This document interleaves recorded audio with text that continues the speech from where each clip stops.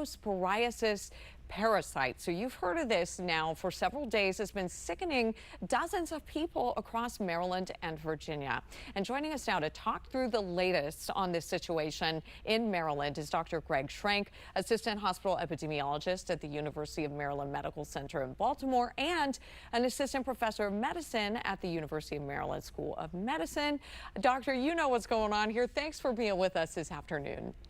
Yeah, thanks for having me. Great to be with you. And first, the latest on this parasite, which we've now been hearing about for several days. Some states we know, like Ohio, they're seeing very large outbreaks, more than 1,000 people sick with this. Obviously, that is not the case here in the DMV, very different for us. What are the latest numbers in Maryland?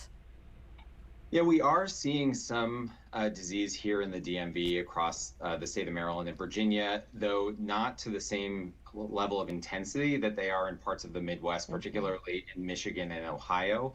It's important for people to know that we do see cyclospora infections every year here in the United States, usually around this time between May and October.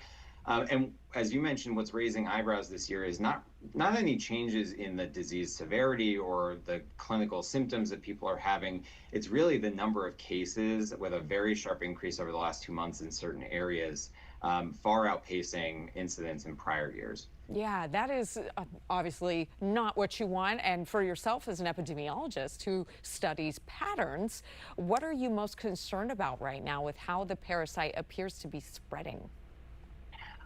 Yeah, it's a great question, and I wish I had an answer as to why exactly we're seeing these high numbers of cases in different parts of the country. We don't exactly know as of yet. It certainly appears to be the case that there are very large clusters contained within different regions, and they are occurring in a relatively similar period of time. So local and federal health officials are investigating those cases. But it is a bit challenging with this particular parasite to track disease and determine whether or not there are any commonalities, in part because some cases may go undiagnosed, maybe because of mild illness, or if somebody presents for care, they don't end up getting the testing that's needed to diagnose the parasite. Or what's more likely is that because there's actually such a long incubation period with this illness, unlike other types of diarrheal infections or food poisoning that can manifest within a few hours or a day, we sometimes actually see a week to even up to 2 weeks of incubation from time of ingestion to symptoms. So it can make this investigation more challenging. Though what we know is the most common source of ingestion and the way that people get this infection is by consuming contaminated raw produce, fruits and vegetables, or contaminated water. And lastly, we've got about 30 seconds, doctor, but just how do we protect ourselves?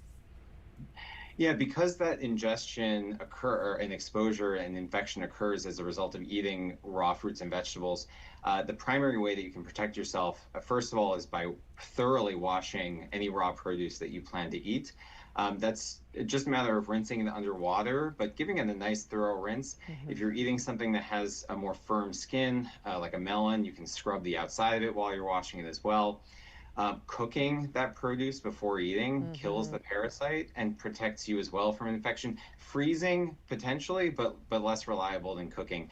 And then, of course, washing your hands thoroughly before eating and then after using the bathroom as well to protect yourself. But really, washing your produce is the most important step that people can take if they're going to be eating raw fruits and vegetables. Easy, important steps. Dr. Greg Schrank with the University of Maryland Medical Center. Great info there. Thanks so much for taking the time to be with us. Thanks, Megan. All right, take care, and we'll be right back after this quick break.